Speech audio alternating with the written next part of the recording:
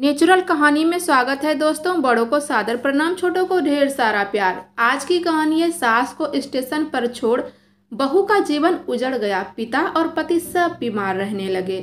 एक गांव में मधु अपने बेटे सुशील के साथ रहा करती थी। एक दिन उनका बेटा कहता है, माँ आपको एक खुशखबरी देनी है। हाँ हाँ बेटा कहो ना, क्या बात है?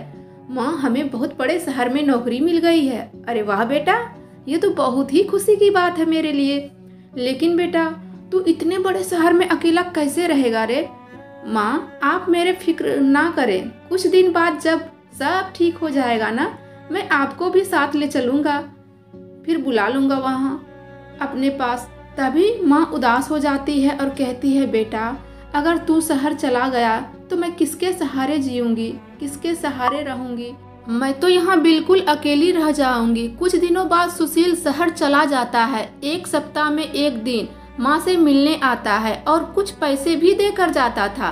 कुछ दिन ऐसे ही बीतता गया। एक दिन एक पति पत्नी मधु से मिलने आते हैं। बहन जी, हमने आपके बेटे को देखा है, वो मुझे बहुत पसंद है। मैं अपनी बेटी की शादी आपके बेटे सुशील से करना चाहता हूँ। तभी उनकी पत्नी बोलती है, बहन हमारे पास बहुत पैसा है, मैं बहुत पैसे वाला हूँ, बहुत सारा दहेज दूंगी। तभी मधु कहती है, बहन आप दहेज की फिक्र ना करें, हमें कोई दहेज नहीं चाहिए। लेकिन बहन जी आप लोग तो बहुत पैसे वाले हैं और मैं बहुत गरीब हूँ, हम दोनों की रिश्ता कैसे निभ पाएगी भला? तभी वो आदमी कहते हैं, आप चिंता ना करें बहन जी, हमने यहाँ आने से पहले आपके बारे में सब पता कर लिया था, फिर हमने ये कदम उठाया है। मधु जी ठीक है भाई साहब, आप जैसा ठीक समझें। मैं एक बार अपने बेटे से बात कर लेती हूँ शादी के बारे में, और मेरा बेटा सुशील और मैं दोनों मिलकर लड़की देख लेते हैं। फिर अगले दिन लड़की देखने का कार्यक्रम रखा जाता है और दोनों माँ बेटे को लड़की पसंद आ जाती है। उसके बाद दोनों की शादी हो जाती है। अब निशा मधु की बहू बनकर घर में आ जाती है। कुछ दिन सुधीर घर में रहने के बाद सुशील नौकरी पर जाने लगता है। तभी निशा कहती है, मैं इस गांव में नहीं रह पाऊंगी, हमें भी शहर लेते चलो। अरे निशा कुछ दिन रुक जाओ, मैं वहाँ सारी व्यवस्था कर लूंगा, फिर तुम्हें और माँ को वहीं बुला लूंगा अपने पास। अरे नहीं नहीं सुशील, या तो मुझे शहर ले चलो अपने साथ, या फिर तुम मेरे पापा के घर छोड़ आओ हमें। मुझे यहाँ नहीं रहना, इतने सड़े हुए गांव में मुझे आदत नहीं है इतनी गरीबी में जीने की। पता नहीं मेरी मम्मी पापा ने क्या देखकर तुम्हारे से शादी कर दी, इस घर में शादी कर दी और मैं बहू बनकर इस घर में आ गई।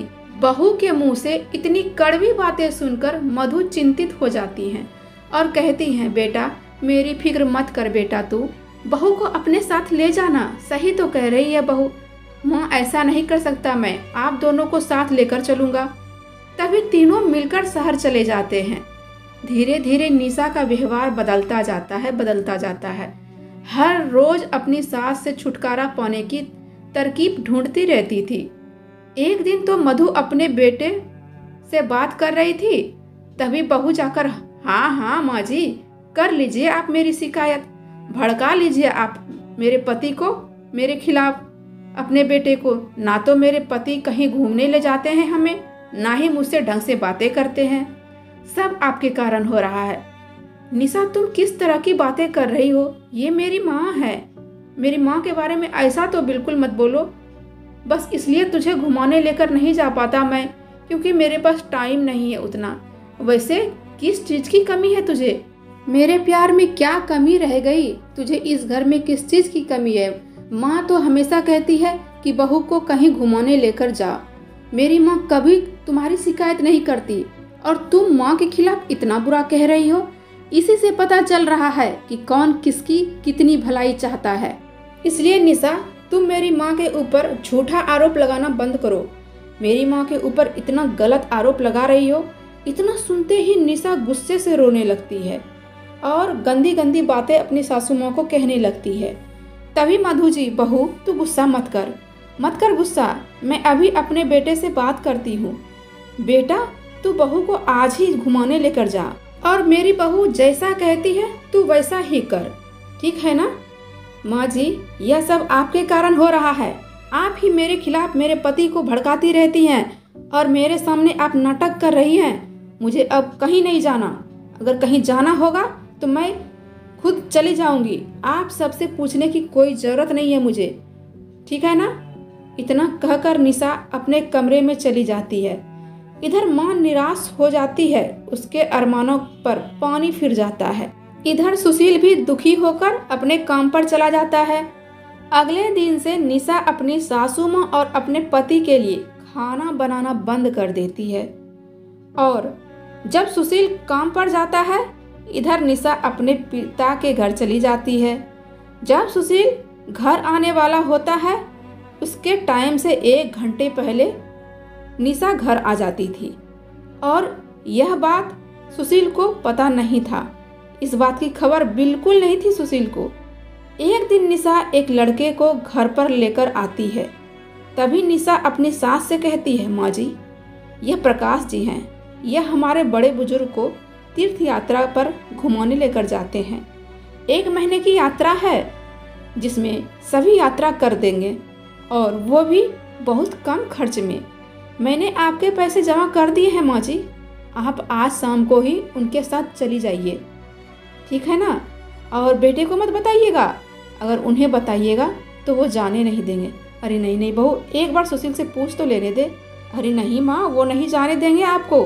मैं कह रही हूँ ना, इसलिए आप चले जाइए। ऐसा मौका दोबारा नहीं मिलेगा माँ जी। मधु अपनी बहू के बातों में आकर शाम को ही उस आदमी के साथ चली जाती है। जब शाम को सुशील घर आता है तो अपनी माँ को घर में ना देखकर अपनी पत्नी से पूछता है, निशा माँ कहाँ है, कहीं नजर नहीं आ रही। निशा, अरे सुशील, वो माँ जी तीर्थ यात्रा गई हैं। गांव से एक आदमी आया था, उसके साथ चली गई हैं। यह सुनकर सुशील परेशान हो गया। कुछ दिन तक तो अपनी माँ का खूब इंतजार करता रहा, लेकिन माँ नहीं आई। उसके बाद सुशील गांव चला गया माँ का पता लगाने, लेकिन वहाँ भी कुछ नहीं पता चला। अब धीरे धीरे सुशील दुखी रहने लगा। अब निशा घर में बहुत खुश रहने लगी थी। उसके रास्ते का कांटा जो हट गया था। उधर वो आदमी मधु जी को बहुत दूर एक रेलवे स्टेशन पर छोड़ दिया था। मधु जी को कुछ भी पता नहीं चला। जब सुबह हुआ, उनकी आंखें खुली, अपने पास किसी को ना देख वो बहुत ही ज़्यादा डर गई, घबरा गई। वो इधर उधर रास्ता ढूंढती रही पर उन्हें कहीं रास्ता समझ नहीं आया। इधर सुशील अपनी माँ की यादों में दिन रात परेशान हुए जा रहा था। माँ के लिए बहुत परेशान रहने लगा था। धीरे धीरे वो बीमार पड़ गया। निशा ने यह सब चीज़ देखा तो वो एक दिन अपने पिताजी के पास गई। पापा, आपने जिस आदमी को भेजा था, उस आदमी को कहकर मेरी सासू माँ को बुलवा लीजिए ना प्लीज़ पापा। पता है पिताजी, हमने ऐसा कभी सोचा ही नहीं था कि मेरे पति सासू माँ के जाने से बाद इतना बीमार पड़ जाएंगे। वो बीमार पड़ गए हैं और डॉक्टर ने भी जवाब दे दिया है, वो अब बहुत ज़्यादा बीमार पड़ गए हैं। अरे बेटा, वो आदमी वापस आ रहा था तेरी सासू माँ को छोड़कर, पर रास्ते में उसका एक्सीडेंट हो गया और वो वहीं मर गया। और तब से ही मैं भी बीमार पड़ा हुआ हूँ। हम लोगों को ऐसा नहीं करना चाहिए था बेटी। यह सब सुनकर निशा बहुत रोने लगती है। इधर सुशील की हालत बहुत गंभीर हो जाती है। तभी सुशील अपनी पत्नी से कहता है, निशा तुम मुझे मेरे गांव ले चलो, मेरी अंतिम इच्छा पूरी कर दो। तुम इतना तो कर सकती हो ना मेरे लिए। मैं अपना प्राण अपने गांव घर में त्यागना चाहता हूँ, मेरी अंतिम इच्छा पूरी कर दो। अपने पति के मुंह से इतना सुनते ही निशा फूट फूट कर रोने लगती है और अपने पति को गांव लेकर जाती है। वहां जाते ही निशा अपनी सास को घर में खाना बनाते देखती है। यह देखकर निशा अचंभा में पड़ जाती है। सुशील अपनी माँ को देखकर रोने लगता है। मधु जी अपने बेटे को सहारा देकर बैठाती है। माँ, यहाँ आप कैसे? आपको कहाँ कहाँ नहीं ढूंढा माँ। मधु जी कहती हैं, बेटा मुझे तेरी पत्नी ने जिस आदमी के साथ तीर्थ यात्रा के लिए भेजा था, वो आदमी धोखेबाज निकला बेटा। मुझे किसी सुनसान स्टेशन पर छोड़कर चला गया। मैं भटक गई, रास्ता ढूंढती रही पर हमें कहीं रास्ता नज़र नहीं आया बेटा। मैं किसी तरह अपने गांव पहुंची हूँ। अपने गांव पहुंचकर यही मेहनत करती मजदूरी करती हूँ। मैं अपना गुजारा कर लेती हूँ। हमें लगा बहू को मेरा शहर जाना अच्छा नहीं लगता, वो हमें पसंद नहीं करती, इसलिए तुम्हारे पास नहीं गई बेटा। लेकिन ये तूने अपनी कैसी हालत बना रखी है बेटा। तभी बहू निशा अपनी सासू माँ के पैरों में गिर जाती है और माँ जी हमें माफ़ कर दीजिए, मैं अपनी गृहस्थी बचाने के चक्कर में आपको अपने रास्ते से हटाने के लिए उस आदमी के साथ भेज दी। मैंने खुद अपने जीवन में गृहस्थ में आग लगा दी माँ जी, मैं बहुत बड़ी पापिन हूँ। डॉक्टर ने भी जवाब दे दिया है, इनके बचने की उम्मीद नहीं है, सब खत्म हो गया माँ जी। ये सब कुछ मेरे और मेरे पिताजी के कहने पे हुआ है। वहीं वो भी बीमार पड़े हुए हैं मेरे पिताजी। जिस आदमी के साथ हमने भेजा था आपको, उसका भी रास्ते में एक्सीडेंट हो गया और वो वहीं मर गया। इतना सुनते ही सुशील की सांसें तेज हो जाती है और कहता है, निकल जा तुम मेरे घर से, चली जाओ मेरी नज़रों से दूर, यह सब कुछ तुम्हारे कारण हुआ है। तभी मधु जी कहती हैं, बेटा शांत हो जा, बेटा शांत हो जा। बहू को इनके गलती का एहसास हो गया है, इसे सजा मिल चुका है, इसे अपनी गलती पर पछतावा है और मैं तुझे कुछ नहीं होने दूंगी। मैं तुझे खोना नहीं चाहती हूँ, मेरा कोई सहारा नहीं है तुम्हारे अलावा।